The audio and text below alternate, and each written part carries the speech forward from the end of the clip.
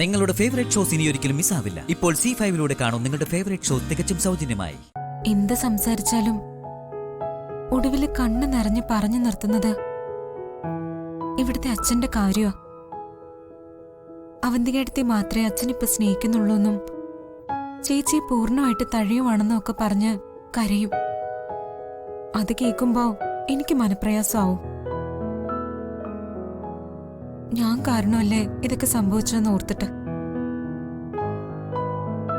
എത്ര വേണ്ടാന്ന് കരുതിയാലും പലരുടെയും ജീവിതത്തില് നമ്മുടെ ജീവിതം ഒരു കല്ലുകടിയാ.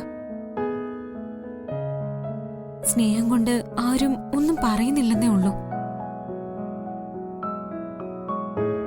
അവന്തികേട്ടത്തി ഓവറാ. എല്ലാ കാര്യങ്ങളും നോക്കാൻ ഏൽപ്പിച്ചു എന്ന് കരുതി കൂടുതൽ ഭരിക്കുക എല്ലാവരെയും. എടോ, അത് എന്റെ തെറ്റിദ്ധാരണയാ. അർച്ചനേട്ടത്തി ഇവിടേക്ക് വരുന്നതുവരെ ഇവിടുത്തെ മുഴുവൻ കാര്യങ്ങളും നോക്കിയിരുന്നത് അവന്തികേട്ടത്തി തന്നെയാ. അർച്ചനേട്ടത്തി വന്നപ്പോ പുള്ളിക്കാരി ഒന്നിനും തലയിടുന്നില്ല എന്നേ ഉണ്ടായിരുന്നുള്ളൂ.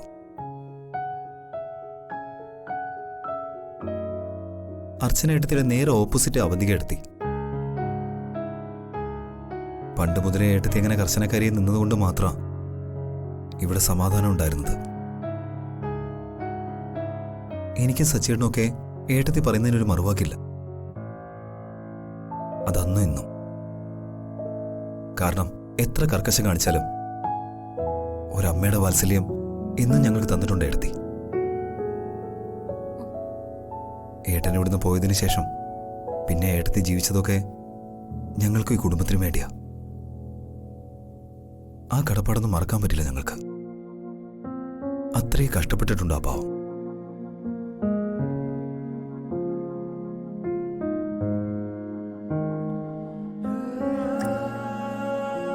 പിന്നെ അർച്ചനേട്ടത്തിയുടെ കാര്യം, അതിലെനിക്ക് നല്ല വിഷമമുണ്ട്. ഞാനും തരം കാരണം ഏട്ടത്തി ഇപ്പോൾ ഇത്രയും വിഷമിക്കുന്നത്. നമ്മൾ ആഗ്രഹിച്ച ജീവിതം നമുക്ക് കിട്ടിയപ്പോ ഏട്ടത്തി കിട്ടിയത് സങ്കടം. നമ്മൾ നമ്മുടെ ഭാഗത്ത് ന്യായീകരിച്ച് അതിലെ തെറ്റൊന്നുമില്ലെന്ന് വിശ്വസിക്കുമ്പോൾ അതേപോലെ തന്നെ അച്ഛനും ശരിയും തെറ്റുകളും ഉണ്ട്.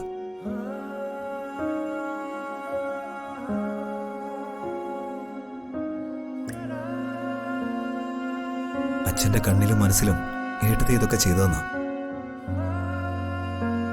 അത് ഞാനോ താനോ പറഞ്ഞാൽ മാറുന്നല്ലോ.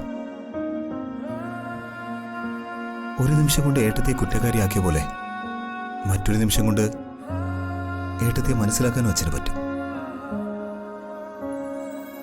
അതിന് എത്ര കാലം വരെ വേണമെന്ന് മാത്രം എനിക്കറിയില്ല. എല്ലാം ഈശ്വരൻ കാണുന്നുണ്ടല്ലോ. ഒരു ദിവസം എല്ലാത്തിനും പരിഹാരം ഉണ്ടാവും. എന്തായാലും കാത്തിരിക്കാനല്ലേ പറ്റൂ. അത് എത്രയും വേഗം സംഭവിച്ചാൽ മതി. നമുക്ക് ഏട്ടത്തിൻ്റെ അടുത്ത് പോയി കുറച്ചു നേരം ഇരുന്നാലോ? സച്ചേട്ടനും ഇവിടെ ഉണ്ടല്ലോ. നമ്മൾ സംസാരിക്കുമ്പോൾ ഏട്ടത്തിക്ക് ആ വിഷമം കുറച്ചൊക്കെ മാറും. നീ വാ.